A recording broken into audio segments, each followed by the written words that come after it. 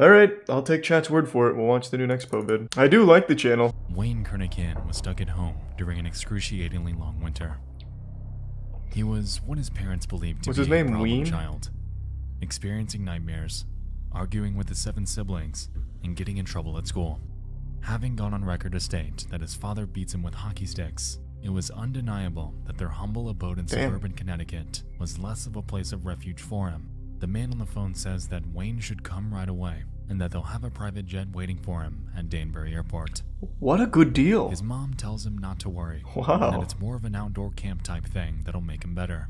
So Wayne packed up his stuff that night. Eager? Sure. Nervous? Yes. But absolutely awaiting the things to come. Inquire on why he was sent there. Who made this vid? It's Nexpo. Drugs? I keep seeing this one's fucked up. When Wayne began to question whether he was going to the place he thought he was. Cults are known to be pretty cool. Didn't seem right. Looks like a camp, he thinks. However, when he exits the vehicle, he isn't greeted with the silent serenity of nature, but instead, the screaming. Yeah, but that could mean anything. I scream when I'm having a lot of fun. Like, yeehaw, we're having fun. Yeah, I saw the American Horror Story cult season. American Horror Story is the best shitty show.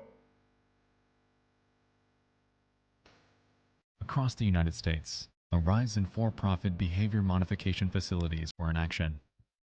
Now called the troubled teen or tough love industry, it seemed to be a money machine aimed at altering and stifling troublesome behavior in adolescence.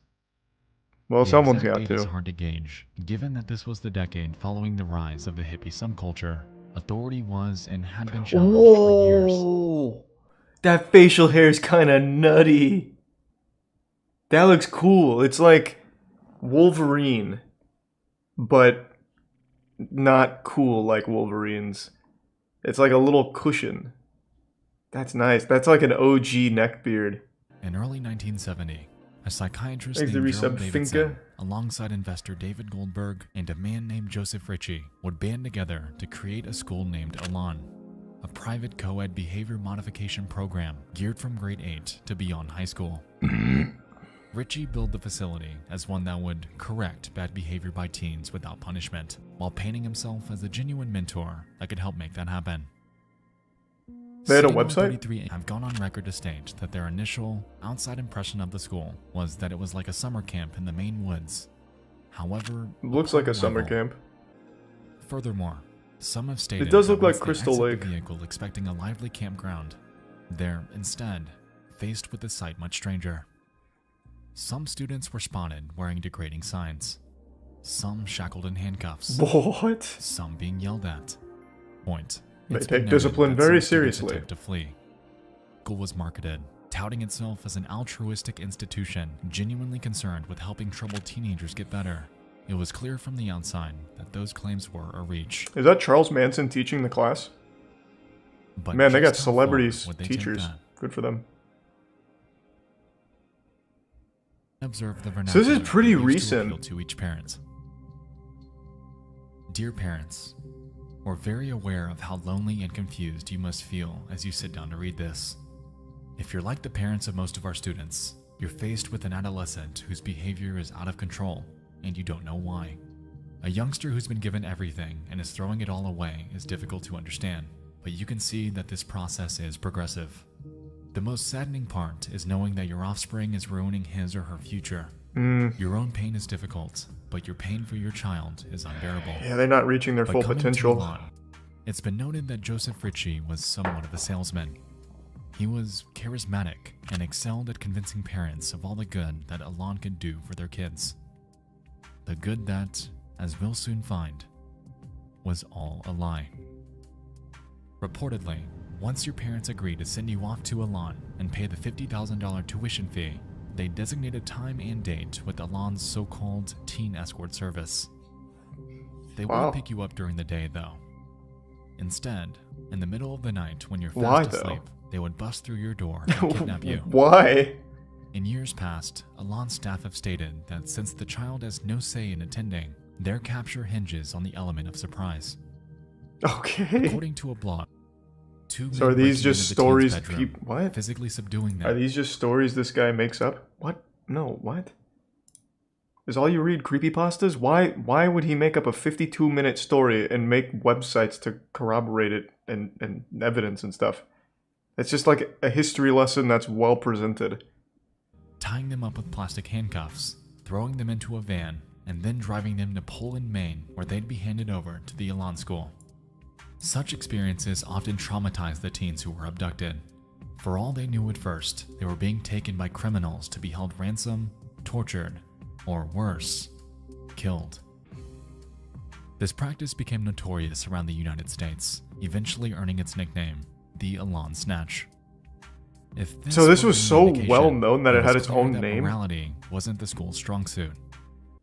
The 70s, man? What are you talking about? This was in 2000. They have a fucking website. Had a website. Day 1. Students would typically arrive to Elan during the early morning hours of the day. Oh, Due it to the started nature in of the their transport 70s. to Oh, campus, gotcha. they I were see what you're often known saying. to resist their escorts. I see what you're saying, It's been sorry. noted that their capture was designed this way, utilizing their escape attempt against them as a tool to convey that no matter what, they're not getting out of there. Often, the first stop would be the dormitory showers, which served as a tool in robbing each student of their sense of individuality. Reportedly, students are thrown into them with absolutely no privacy and are demanded to remove all of their clothing and valuable items. After complying, they're given what Elan calls no-image clothing, which, as the name implies, simply includes a bland, colorless shirt and pants, effectively forcing them into a state of conformity. Well, let's not get carried away. A Following white this, t-shirt's pretty each new cool. student would be taken into a common area where they were I assigned what wouldn't Elan necessarily calls a look too big deep brother. into that. This, in essence, was a tenured student designated to be a guide. On paper, they were told to help their students adjust to their new life on campus, somewhat like a peer, while educating them on how great and effective the program is. As we've seen in studies like the Stanford Prison Experiment, I'm sure you can see why this would be a bad idea. I don't know that experiment. Oftentimes, Big Brother figures, much like staff, would take great pleasure in exerting their superiority over the newer students. Looks like the house from Promised Neverland. If you want to act like a baby, you get screamed at. If you want to act as more like a mature adolescent, you get talked to. Oh, so I was like, wait, what? Speaking of cults, Was that footage from Elan University? Is it Elan or Elan? I don't know how to say it. Either way. But didn't he just say that they were forced to wear, like, the colorless shirts? Because that guy, like, that second guy, he's kind of dripped out. He's got a chain on. He's got a red button up. Oh, that was staff. Gotcha. the social hierarchy at Elan is structured in a way that heavily resembles one. At the school, like students are Professor immediately Snape. placed into two categories. Strengths, which were tenured, obedient students that were a few steps up the totem pole, and non-strengths, the newer ones who typically resisted treatment. Strengths were allowed to talk to fellow strengths and non-strengths. Non-strengths, on the other hand, were only permitted to communicate with strengths. If a non-strength were caught communicating with a non-strength, harsh punishment would soon greet them. They were quickly disconnected, reprimanded, and robbed of any future potential. So if this is to use supposed the to be a phone lines scam, over again. I feel like this is a lot more effort than just On top not of the phone manipulation, doing this. every Elan resident was required It seems like to so write much what more the work school to calls abuse the a guilt kids. letter, which, as you might expect, is an explanation of how great the Elan school is for them, all the great activities they do there, and how well they're progressing through the program. These letters would be heavily scrutinized before being mailed out to their parents. In most Yeah, I get that it's a cases, cult, verbally but usually tortured cults have with a the pleasure purpose. of the Elan school staff. It was clear to students that they weren't getting away from this anytime soon. And after realizing this, their minds would often pivot away from rebellion and towards compliance in hopes of power. Yeah, through the money. program. That's why I would think They they'd want to still run a most of them to scam as become opposed to a somewhat cult. And it'd be so much brainwashed, easier to ultimately stuck not in a abuse the system that will kids. do Takes a lot everything more it work to do possibly that, I can imagine. to make their escape. So I'm assuming there is a point to the cult, like they want to turn these kids into like super soldiers or something. I don't really know. But if it was just a scam, they're putting a lot of work into it. Whereas they could just take the kids here for $50K a year and As just you let might them play expect, basketball the and rules sleep. at the Elan school were immense. Exerting nearly totalitarian control over everything that happens, Joe Ritchie's set of rules, which he called guilt, was gargantuan and needlessly meticulous. I do tier 1 Wheeloo. As a student at Elan, you would be expected to refrain from doing the following: having any image, reading as a non-strength, not completing learning experiences, writing without permission, being sideways, Don't know what looking that at means. security zones, non-strength interacting, talking too loudly, talking too softly, looking at the opposite gender, Whoa. being attracted to someone, Whoa. any physical contact, looking out windows, What? unauthorized drawing, not listening to higher Holy ranks, shit. pretending to sleep at night, thinking of running away, being in the bathroom for too long, wearing dark clothing, being manipulative, being lazy while working, listening to music, talking too much, showering for All more in than all, they're 10 pretty minutes, lenient. not talking enough, making facial reactions to orders, negative body language, pretending not to have guilt, oversleeping, undersleeping, smiling, and the list goes on and on. That's not bad. Clearly, these rules were not designed to be followed. Basically a lawless causing place harsh over there. penalizations to become commonplace. To help enforce these, Thanks to Resub individuals Integra known and as Razzle Dazzle. expediters were designated by the school to stand on watch with clipboards. Primarily, they were known to catch those that broke 3 rules: being attracted to members of Thanks the to Gift opposite Sub gender, Uzi. looking at the opposite gender, and making prolonged eye contact with anyone else. Since Expediters, too, were required to fill their clipboards with names and infractions at the risk of their own punishment, they frequently and unapologetically made assumptions and accusations that were a lie. Cases, and the requirement to wear a bright yellow t-shirt and short pink shorts. The school figured that, without laces, their shoes were effectively useless, What? in turn preventing any ability to move any faster than a walk. What is it, A like more barbed extreme wire on the example ground of or the split something? risk punishment Just go barefoot. is shown with this student. Instead of a t-shirt and shorts, though, he was forced to wear a bright pink rabbit suit with cuffs around his legs. It's unclear if this is a repeat offender, but it raises the question as to how far Elan would actually go with this tactic. Thanks to Resub Hunter. Students that smiled at a place were punished by wearing dunce caps and reduced to work that the school calls shot down.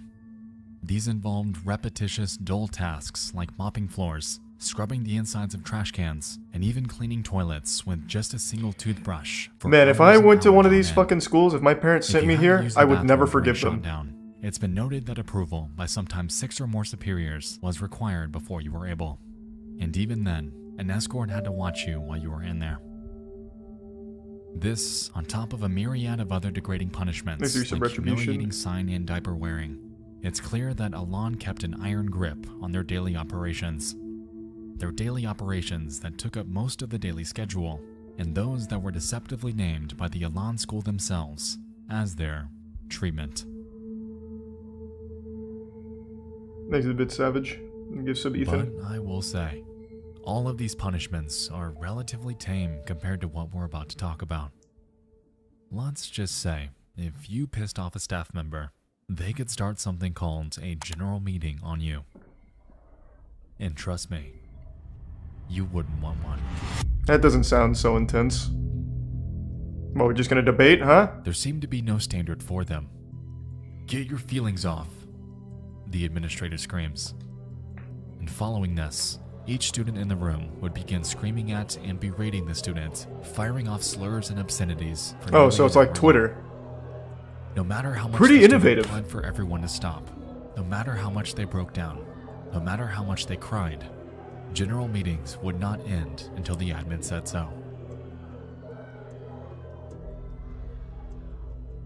And when it finally did, the victim would lie there, often crying and exhausted at the relentless abuse that they'd just endured. It's clear that general meetings aren't designed to reprimand. They're designed to completely break each and every student that's the subject of one. And with this, we can effectively put the points together that Elan was doing nothing more than running an operation that commanded total compliance. Any Exhibits self-thought Ramon and or Teddy. sliver of independence that students thought they had True, was Teddy. gone. They were merely reduced to weapons. Weapons that, at a moment's notice, could just as easily be used against them.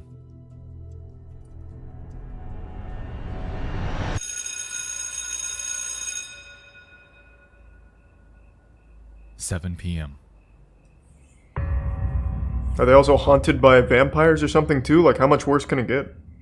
Contrary Fucking werewolves to or its focus something? on academia and outside marketing, school time within Elan was secondhand to the students' treatment. Typically, the time frame for learning was 7 to 11 p.m., but sometimes could run longer. As you might expect, there were no extracurriculars, no physical Lazy education, 2-1 Squish no and the resub projects, Cr1tikal no 0 legitimate and Gengar. exams, nothing. Instead, students were required to grade themselves No on problem, work that they Craig. were self-assigned with absolutely no direction. Allegedly, he believed students were easier to control while sleep-deprived and utilized even this as a medium to work against them. By 11 p.m., if a student makes it through a night of work without issue, school hours then draw to a close.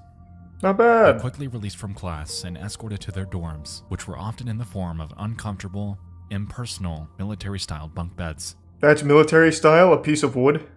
Sleep was known to be difficult, as designated students named night owls were assigned to stand guard with flashlights. In regular intervals, they'd shine them on the sleeping students to both ensure that they hadn't escaped and to secure the fact that they're actually asleep. A What? requirement that, as we can recall, was also in the list of Elan's rules. And if one actually manages to calm their nerves, dozing off into their only time of tranquility, that would allow them to effectively place the cap on a day in the nightmare. That I just want to see if, like, the main guy behind it's still alive, but I don't want it to be a spoiler either. His name was, like, Joe something, and I forgot, so I'm trying to find it. It says, I don't think it's Joe Rogan, but it keeps wanting me to type in Joe Rogan. It was like Joe something. Richie, that's what it was. He's dead. Damn.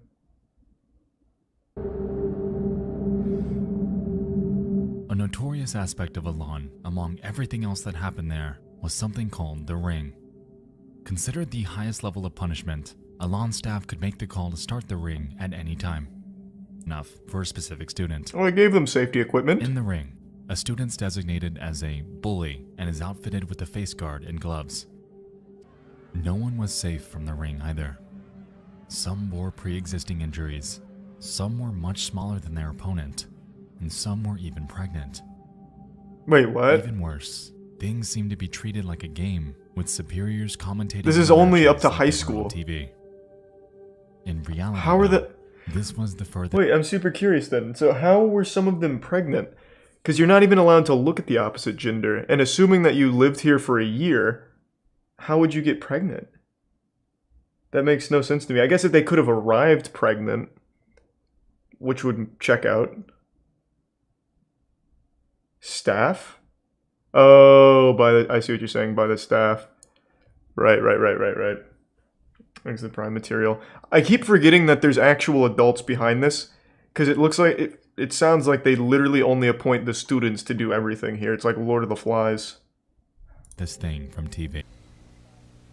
It costs $17,400 to send the average youngster to Elan for 1 year.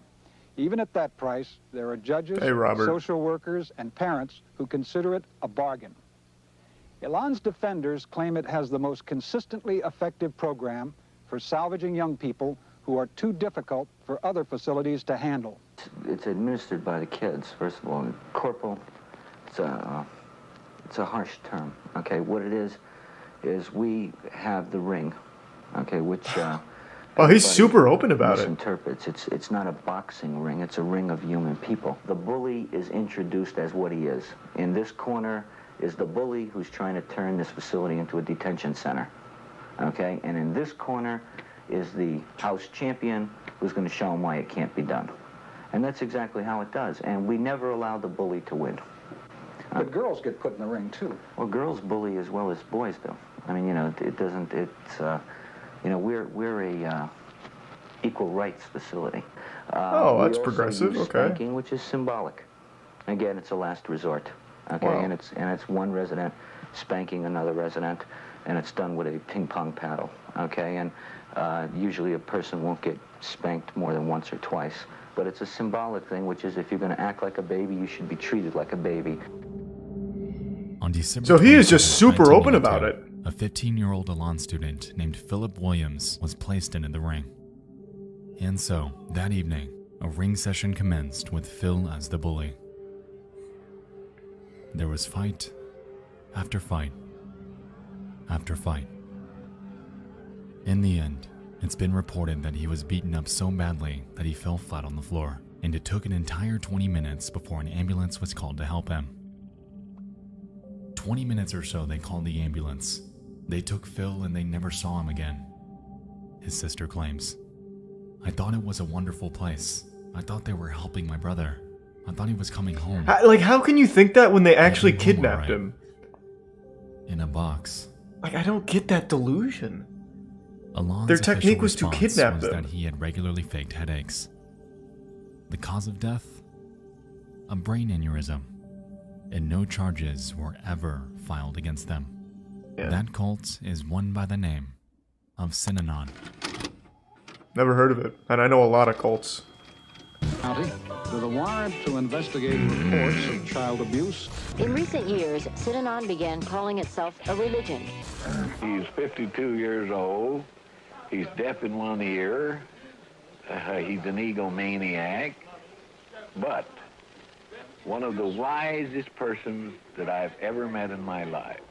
He knows how to get people moving. He creates turbulence. Gentlemen, Is the until prime further bone notice, scope? no member of the California Department of Corrections is permitted on Synanon property unless he has the express permission of Charles D. Very cool Chairman, spectacles. Synanon. What is he, a fighter pilot?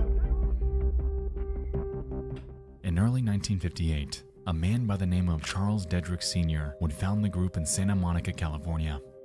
It was intended to be a drug rehabilitation program aimed at delinquents. However, in the years that followed, it appeared to stray from that mission entirely.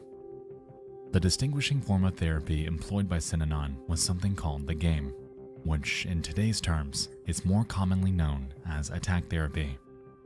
The focus of the game was It's a to really break down the weird social title for it. construct of an individual's mind by first Attack allowing them therapy? to open up about themselves before commencing an aggressive beratement session, much like we discussed earlier with general meetings. The primary goal was to recreate someone's personality and sense of self by completely demolishing Thanks for everything subbing they know in, about Remy. themselves The resub before mango. rebuilding them as a newer, subjectively better person. It hinged on the brink of legality while being entirely immoral. And, unsurprisingly, by 1991, the cult would disband due to criminal convictions that caught up to many of their members. The founder also died just 6 years later, leaving behind a dark legacy that, to this day, is known as one of the most dangerous and violent cults that America has ever seen. That's weird. I've never heard of him. This is, of course, the abridged history. To be honest with you, I could make an entire hour-long video on the operations and practices of Synanon. Oh, they look like they're having That's a story for fun. another day. If there's one takeaway tonight, though, it's that it unknowingly Fucking served as an groovin'. inspiration and blueprint for other institutions to follow. One of those being Elan, and by utilizing similar practices, they appeared to carry the torch that Synanon was forced to abandon.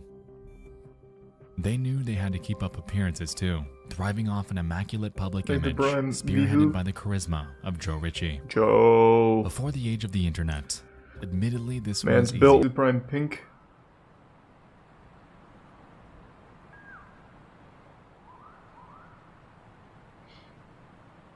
Why didn't they fight back? Brother kids. What do you mean? Through the late 70s and into the early 80s, reports of the true nature of Elan began to spread by word of mouth from former students.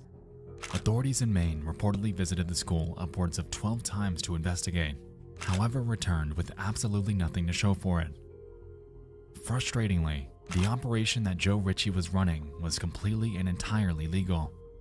There were no laws in place for facilities like this, so it was allowed to remain in operation without issue.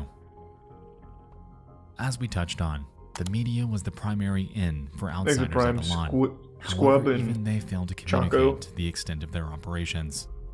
While they showed select parts of it, unfortunately Joe Ritchie was given enough airtime to convince the public and the news crew that it was nothing more than their treatment taking place. By dehumanizing the students, emphasizing their delinquencies on national television, he was able to use this notoriety to his advantage, ultimately swaying the public opinion into believing that what he was doing was entirely good. On top of the growing number of alumni, though, came an increase in escapees, which only furthered Elan's unwanted infamy. Over the years, 3 students, a 16-year-old unidentified individual, Nice. a 15-year-old Brad Glickman, Good and work. a 17-year-old Don Birnbaum would all escape successfully, however would meet wildly differing fates. Oh. For the 16-year-old, it's been reported that he ran over 15 miles through the wilderness in the middle of the night. He was eventually caught by an officer, Max Ashburn, and after hearing the boy's story and observing his physical condition, he helped him return home. What a good guy. For Brad Glickman, he was shot. Oh. In 1990, after escaping Elan's search parties, What? he made his way to a house in a small town. Authorities believed that he had a connection to the girl that lived there. However, the homeowner opened fire, ultimately killing him. What? What? That's like the most American shit I've ever heard in my life. This guy must know my daughter. Like, what? Jesus Christ. Actually, 2 gift subs Kill Command and the resub Terra in Tier 1 Summer. And for Don Birnbaum, How she unlucky. too had escaped the clutches of Elan, eventually finding a trucker named James Cruz who was willing to take her home. A few hours down the road, though, Birnbaum would find that Cruz's true intentions weren't quite so virtuous. Oh, Jesus. As it turned out, he sexually assaulted her on the side of the highway before strangling and abandoning her body between routes 26 Holy and 550 in Pennsylvania. She was discovered by another motorist with a yellow rope tied around her neck and without clothes from the waist down. And from her corpse were tire tracks resembling that of a semi-trailer. Since Birnbaum had crossed state Wow. lines, an FBI investigation was commenced for her, and after cross-checking with numerous similar cases that have happened in the area, the truck belonging to James Cruz was deemed as the culprit. Upon catching up to him and searching his vehicle, authorities were able to find but a single blonde hair that belonged to Birnbaum, effectively leading to his arrest. That's incredible detective work. Like, just think about that for a second. This is in the middle of fucking nowhere. Random trucker picks up a random student, well, student's the wrong word, random person from a cult, and they somehow tracked it down to the right guy who did it. That is incredible. What's incredible? Just the detective work here. It's a Very tier 1 detective? pack. And the resub Juke and the Prime Scary Man, and the resub Genius and Virgin Shadow. What? A cult in a boarding school? Yeah. Oh, that's interesting. Yeah, it is pretty wild. What are you doing? I think I'm doing. Just watching One Piece. Okay, well, have fun. I'm not even playing any games right now. Well, that's fine. Yeah, you're in a good arc. You're having fun. It's a really good arc. It really is. Thanks to the resub Side Jellyfish. Hi, chat. I'm seeing all the hellos, but I can't read too much past that because my glasses are not on. Anyways, we can go back to that. Okay, well, have fun. Much to the school's displeasure, these cases successfully gained ample attention. Joe Ritchie resultingly paid off numerous judges and journalists in hopes of drowning out the negative Thanks press. to Prime Proximity. However, outsiders were beginning to catch on that these students were running for a reason. Quick text message. But why? There we go. Okay. All good. Thanks to the resub Adventure Creature On the Mumbling night Plot of and the October Prime 30th, Nico. 1975, a 15-year-old girl named Martha Moxley was out with her friends participating in what they call Mischief Night. This typically involved TPing houses, ding-dong ditching, Classic. typical teenager antics. Later that night, Moxley found a liking to a Thomas Skakel, eventually kissing him before the pair decided to venture off. To the other friends in their group, seeing Moxley fall over the Skakel's backyard fence with Thomas was the very last time that they would ever see her alive. The next morning, the Moxley family awakens as usual. They go about their morning routine. however, notice that Martha is missing. Upon searching the house for her, they notice a body lying by the tree out in the backyard. And They don't really have approach it one stoner boner. and discover a grim scene. Martha is lying, lifeless with her pants down. Her body appears to have been visibly beaten, and a few feet away from the body, broken remnants of a 6-iron golf club. Holy This shit. club was eventually traced back to the Skakel family. Autopsy reports claimed that she was bludgeoned and stabbed to death, all by that 6-iron. And since Thomas Skakel was the last person she was spotted with that night, he was the prime suspect in her murder. Due to a lack of sufficient evidence, however, he, among the other suspects, were eventually absolved. What? And as a result, the Moxley case, frustratingly, went cold 3 years later.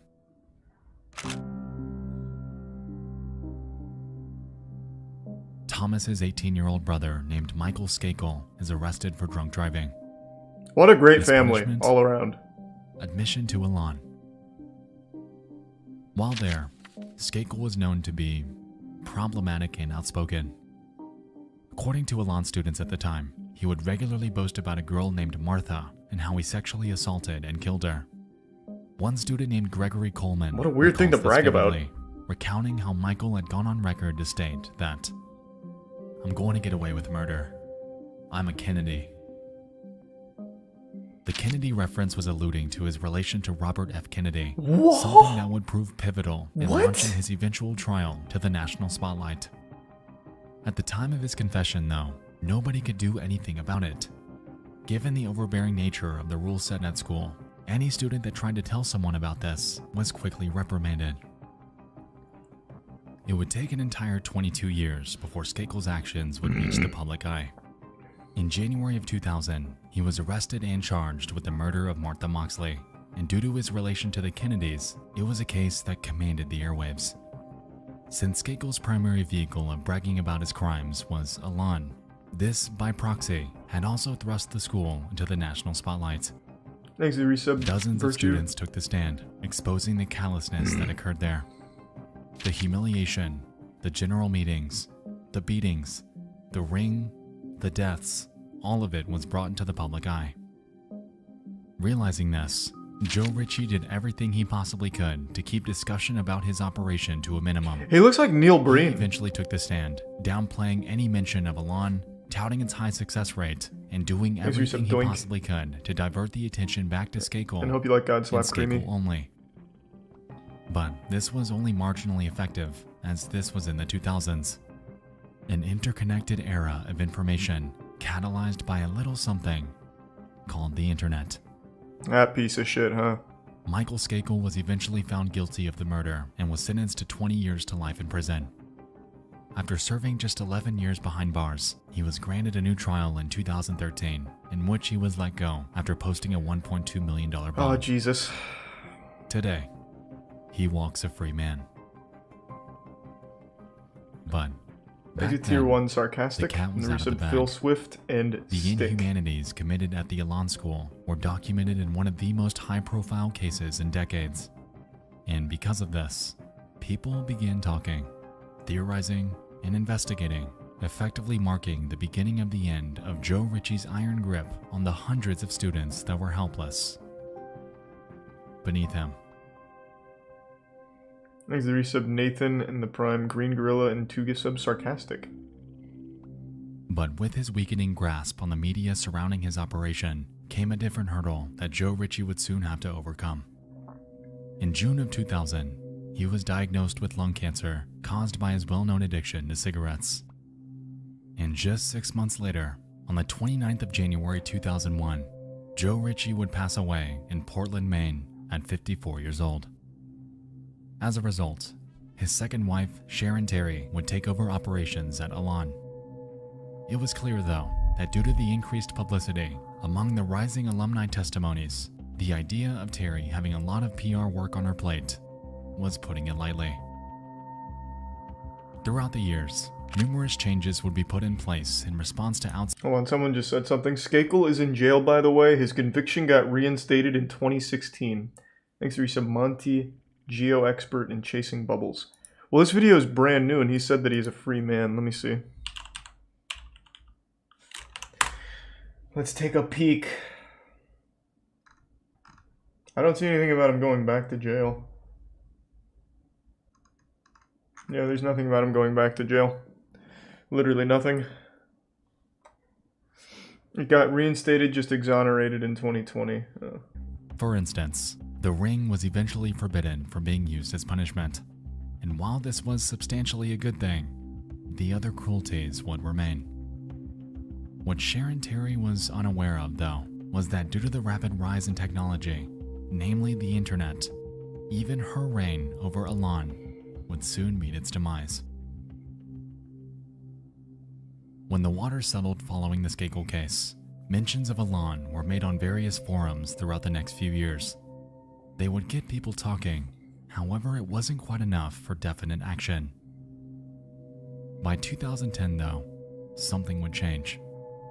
A website that we all know very well would help spearhead one of the most effective exposed stories in the history of the internet. I want to take a guess. I don't know the story, but I want to guess. Is it Something Awful? Something Awful used to be pretty powerful. No way, is it Reddit? God damn it. That website Fuck. was Reddit. Son of a bitch!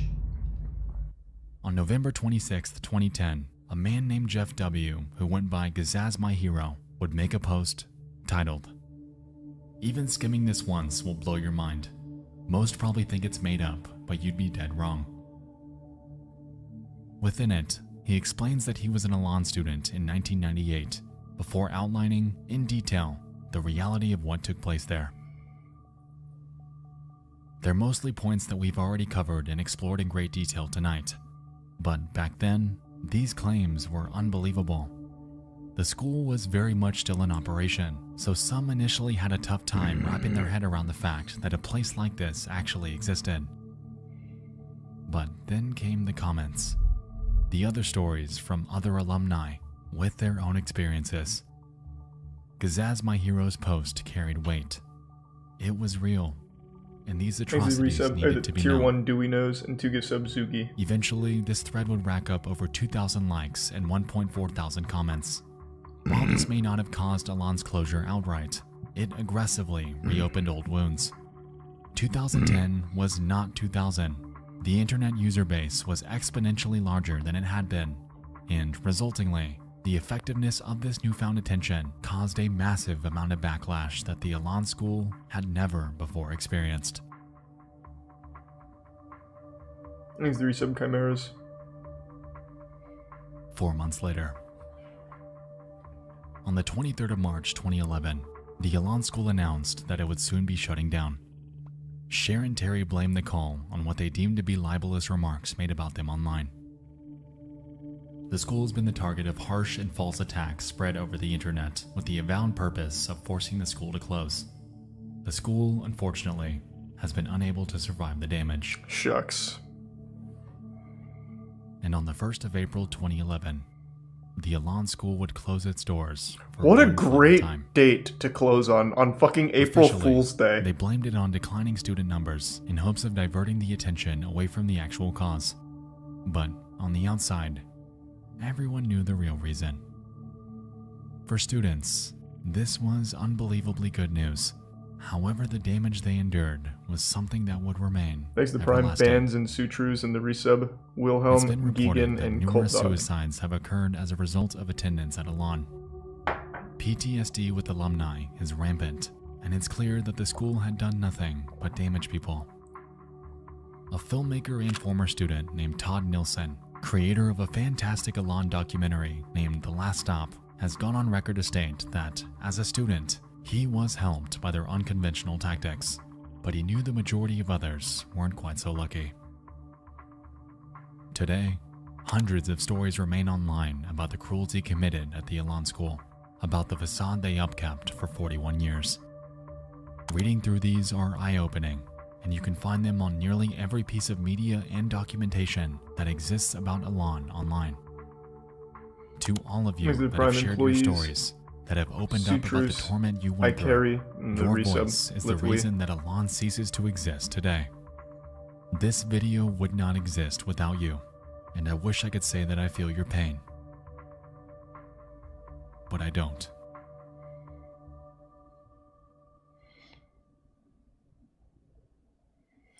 What's Sharon Terry up to? Let me take a peek.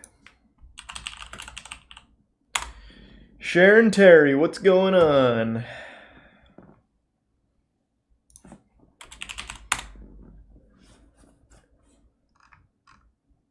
Wow, since 2011 she has vanished. Holy fuck. Her spirit was trapped in Elan, and when it closed down, she just ceased to exist. Holy fuck.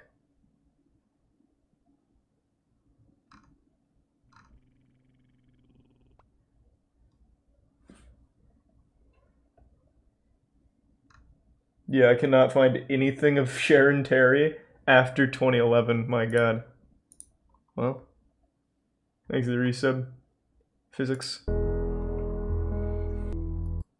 God damn, that was fucking intense. So I imagine over the course of 41 years, they must have had a lot of students graduate.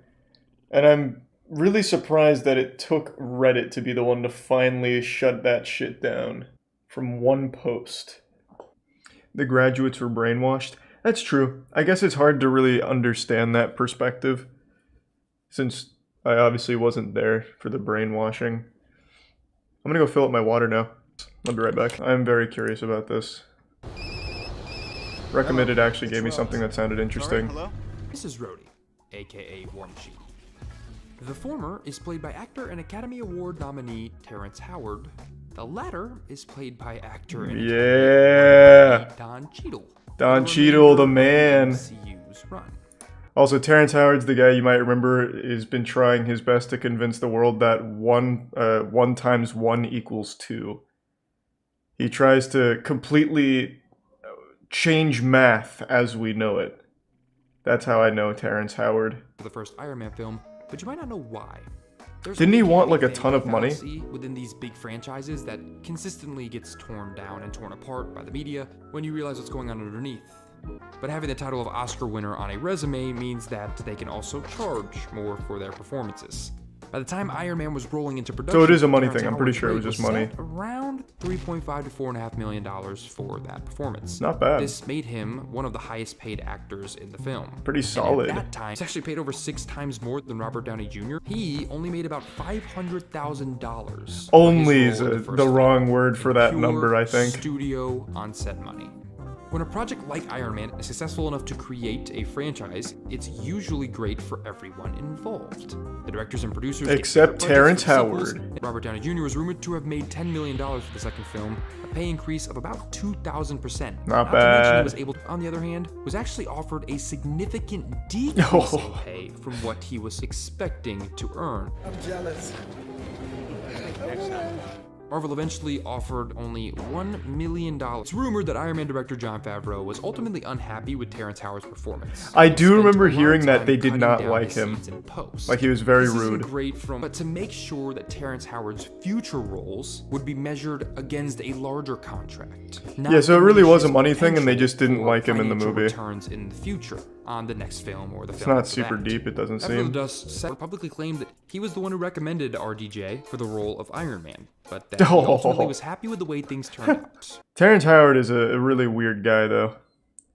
Like, aside from giving a bad performance and wanting more money, he's a very unlikable person to work with from everything I remember reading.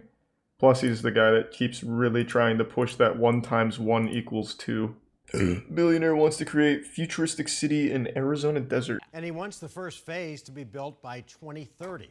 Team 12's Michael Doudna has... Sounds cool to me. But is this utopia built in the desert even possible? Yes. Technology to do what he Who is this, God? Oh my god. Holy Lord. Where is he? He's the first person that tried to build utopia. In fact, Wow. Lord wouldn't even be the first Man's to communicating from heaven. I wishing him the best. Good luck. I was just reading about the Jagex situation. They just shut down RuneLight HD, which has been in production for 2 years, where a guy named 117 put 2,000 hours of his life into it, and it was supposed to release, I think it was today, And Jagex today said, fuck you. And they shut it down. Even though they've known about its existence for the last 2 years, they waited until launch day to shut it down, just to fuck this guy in the ass as hard as they could. It was despicable. I was reading up on that. From what I understand, it wasn't the old school RuneScape team that did it. It was more of like the upper echelon of Jagex, but my god. That's some toxic shit. If they really didn't want that, they could have told him at the beginning. I watched the update on Yandere Simulator. No, let's check it out. Is Yandere dev still acting like a weirdo? Oh, it's done? He's made a statement on the WordPress. He's made a statement on his Patreon. He's decided to let the people know who are financially supporting him what exactly is going on here. All right, it's ready.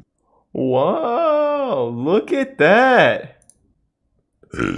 So after what, 9 years in development? It's finally ready? I mean, this is probably one of the most troubled developments of all time. Very public meltdowns, almost nothing going right, but we got there, baby. We fucking got there. It's not actually done. These posts make it sound like he thinks it's done. Oh, it's just a separate game mode that he finished? Jesus Christ. Oh. Oh my god. Alright, I see what's happened here. Jesus Christ. What's the point in never finishing the project? Is there any benefit to him?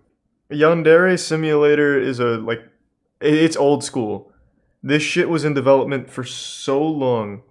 Most of the big YouTubers played it. PewDiePie, Markiplier, Cr1tikal, they've all played Yandere Sim. It was a massive, massive game when it was like first released as like a demo thing. And then I believe it was put up as a crowdfunding thing that has just never even been close to done. And the developer has very public meltdowns. He like purges his Discord and Hangouts once a week, or at least he used to. It's been a true disaster of a journey.